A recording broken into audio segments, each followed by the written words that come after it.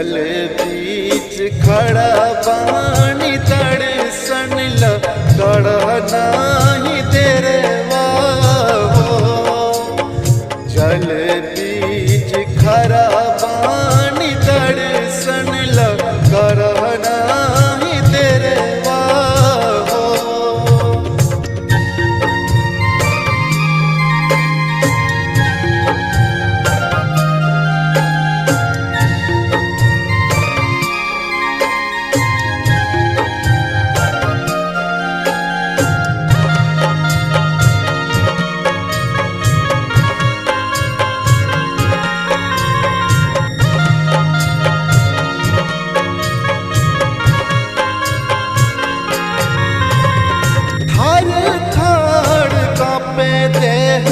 हर बाट पनिया कब देवता तू आके दर्शनिया।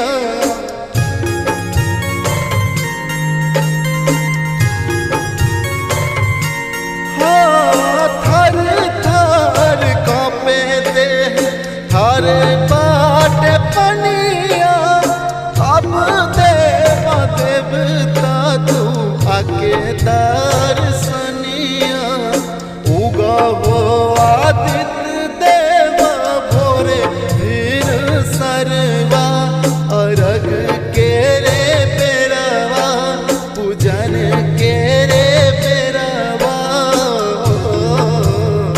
जल बीच खड़ा पानी तड़सन लड़ा नहीं तेरे वाहो।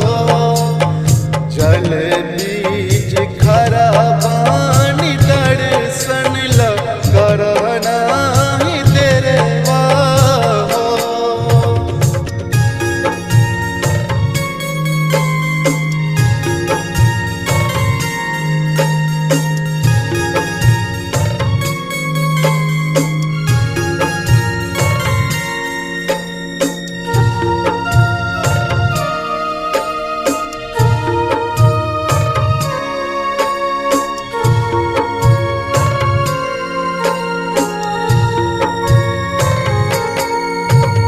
सब दिन उगेला तू थोड़े फिन सरवा आजू के दिनवा करेला काहे तेरेवा।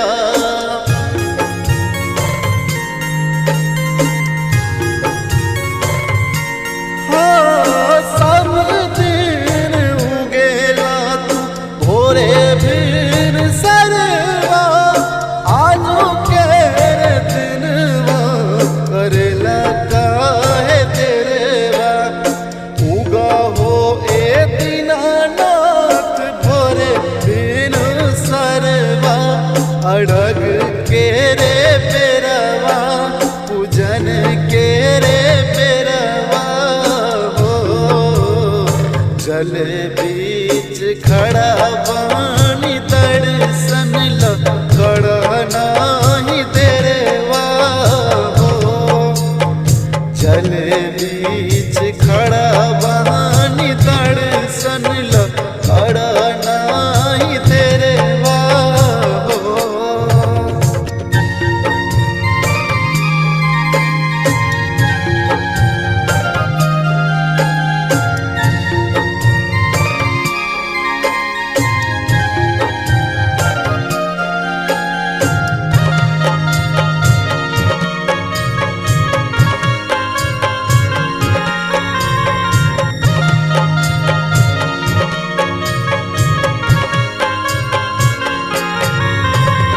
गावेले भजन तो हर बालक जय शर्मा खोली के नयन अब दे दर्शनवा।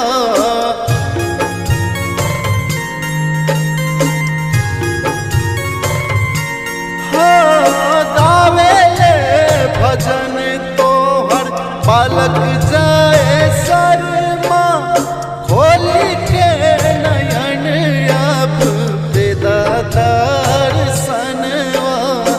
उगा हो सूरज देवा भोरे